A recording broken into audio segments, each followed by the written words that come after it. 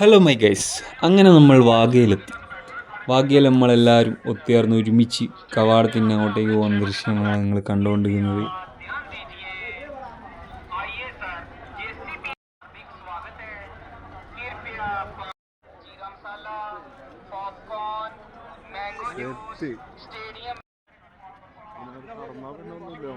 ഇതിൻ്റെ അകത്തീര് ഇനിയൊന്നും ഉണ്ടാവില്ല.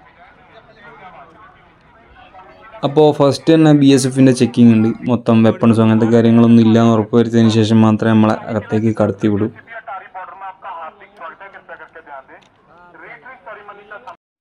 അങ്ങനെ ക്യൂ എല്ലാം കഴിഞ്ഞ് നമ്മൾ ചെക്കിംഗ് എല്ലാം കഴിഞ്ഞ് ഉള്ളിലേക്ക് പോയി കൊണ്ടുവന്ന ദൃശ്യങ്ങൾ ഇപ്പം കാണുന്നത്. ഈവനിങ് ടൈം ആണെങ്കിലും നല്ല ചൂടാണ്. അതുകൊണ്ട് നമ്മളെല്ലാവരും ഓരോ ഐസും കഴിച്ച് നല്ല പോകുന്ന കാഴ്ചയൊക്കെ നമ്മൾ കാണുന്നു. പിന്നെ വാഗയെ കുറിച്ച് പറയുകയാണെങ്കിൽ എനിക്ക് ഏറ്റവും കൂടുതൽ ഗൂസ് ബംസ് നൽകിയൊരു സ്ഥലമാണ് ഈ വാഗ ബോർഡർ എന്ന് പറയുന്നത്. ഈ ഒരു സെറിമണി ഒരു ഒന്നൊന്നര സെറിമണിയാണ്. കാരണം ഞാൻ ഇതിൻ്റെ വീഡിയോസ് യൂട്യൂബിലൊക്കെ കണ്ടിട്ടുണ്ടെങ്കിലും ജസ്റ്റ് ഒരു ഗേറ്റ് ബോർഡറിലെ ഗേറ്റ് തുറക്കുന്നു അങ്ങനെയൊക്കെ ആയിരുന്നു. വലിയൊരു എന്താ പറയുക, ജസ്റ്റ് നമ്മളൊരു സംഭവം എന്ന് പറയുന്നൊരു രീതിയിലായിരുന്നു എൻ്റെ മനസ്സിൽ. പക്ഷേ ഇത് നേരിട്ട് കണ്ടു കഴിഞ്ഞപ്പോൾ എൻ്റെ ആ എല്ലാ കിളി തന്നെ വായിച്ചു. കാരണം ഒരു സ്റ്റേഡിയം വൈബാണിത്. ഇത് പിന്നെ BSFൻ്റെ ജിപ്സി, പിന്നെ ഒരു മിസൈൽ ലോഞ്ചർ, അങ്ങനെ പല പല ദൃശ്യങ്ങൾ ഞാൻ പകർത്തിക്കൊണ്ട് ഇതിൻ്റെ ഉള്ളിലേക്ക് കടക്കാൻ പോവുകയാണ്. അങ്ങനെ ഉള്ളിലേക്ക് കയറി. അപ്പോൾ ഉള്ളിൽ കയറുമ്പോൾ ആൾക്കാർ വന്നുകൊണ്ടിരിക്കുന്നതേ ഉണ്ടായിരുന്നുള്ളൂ. പിന്നെ അപ്പുറത്താണെങ്കിൽ പാകിസ്ഥാൻ്റെ സൈഡിലാണെങ്കിൽ ആൾക്കാർ വളരെ കുറവായിരുന്നു. അത് പരിപാടി തുടങ്ങി കഴിഞ്ഞിട്ടും ആൾക്കാർ വളരെ കുറവായിരുന്നു. നമ്മൾ ശ്രദ്ധിക്കേണ്ട ആവശ്യമില്ല. പിന്നെ ഇവിടെ ഫുള്ളായി എന്ന് പറഞ്ഞാൽ പരിപാടി അങ്ങ് സ്റ്റാർട്ടാവുന്ന ആ ടൈം ആകുമ്പോഴത്തേനും ഒരു പട പോലെ ആൾക്കാർ വന്ന് ഫുൾ എല്ലാം ഫിൽ, അങ്ങനത്തെ ഒരു സംഭവം. അപ്പോൾ എൻ്റെ ഈ ഒരു വീഡിയോ കാണുന്നവരോട് എനിക്കെന്താ പറയാനുള്ളത് വെച്ചാൽ, ഇതെല്ലാം കാണാൻ എന്തായാലും ജീവിതത്തിൽ ഒരിക്കലെങ്കിലും വരിക. കാരണം കേരളത്തിൽ തന്നെ ജനിച്ച് കേരളത്തിൽ തന്നെ മരിച്ചിട്ട് ഒരു കാര്യമില്ല. അപ്പോൾ ഇതൊക്കെ കാണാം, ഇങ്ങനത്തെയൊക്കെ സംഭവങ്ങളൊക്കെ ഉണ്ട്. അപ്പോൾ ഇനിയും എനിക്കൊരു ചാൻസ് കിട്ടി ഞാൻ എന്തായാലും ഇവിടെ ഒന്നുകൂടി വരും. കാരണം ഇതൊന്നും അങ്ങനെ മടുപ്പുള്ള സംഭവമല്ല, അത്രയും കിഡിൽ. എനിക്ക് ഏറ്റവും ഇഷ്ടപ്പെട്ടു അറിയാം. നല്ലൊരു ഗൂസ് ബംസ്, എല്ലാവരും കൂടി ഒരു ദേശഭക്തി കാണാനല്ലോ ഒരുമിച്ച് പാടുമ്പോൾ ആ ഒരു എക്സ്പീരിയൻസ് ഫാൻറ്റാസ്റ്റിക് തന്നെ പറയാം. കാരണം ഇത് ഞാൻ പറയുന്നതിലുപരി അവിടെ പോയി എക്സ്പീരിയൻസ് ചെയ്താലാണ് നിങ്ങൾക്ക് ഏറ്റവും കൂടുതൽ മനസ്സിലാവുക. അപ്പോൾ ഈ ഒരു സെറിമണീൻ്റെ മൊത്തം ദൃശ്യങ്ങൾ എനിക്ക് പകർത്താനായിട്ട് പറ്റിയില്ല. അപ്പം മെയിനായിട്ടുള്ള കുറച്ച് ദൃശ്യങ്ങളും പിന്നെ ചില ദൃശ്യങ്ങളാണ് ഞാൻ പകർത്തിയത്. അപ്പോൾ അതെല്ലാം നിങ്ങൾ കണ്ടു നോക്കുക. അപ്പോൾ ഞാൻ പറഞ്ഞ മറക്കണ്ട, ജീവിതത്തിൽ ഒരിക്കലും പോകാനായിട്ട് ശ്രമിക്കുക. അത്രയ്ക്ക് നല്ലൊരു സ്ഥലമാണ്, നിങ്ങൾക്ക് എന്തായാലും ഇഷ്ടപ്പെടും. അപ്പോൾ പോകാനായിട്ട് ശ്രമിക്കുക.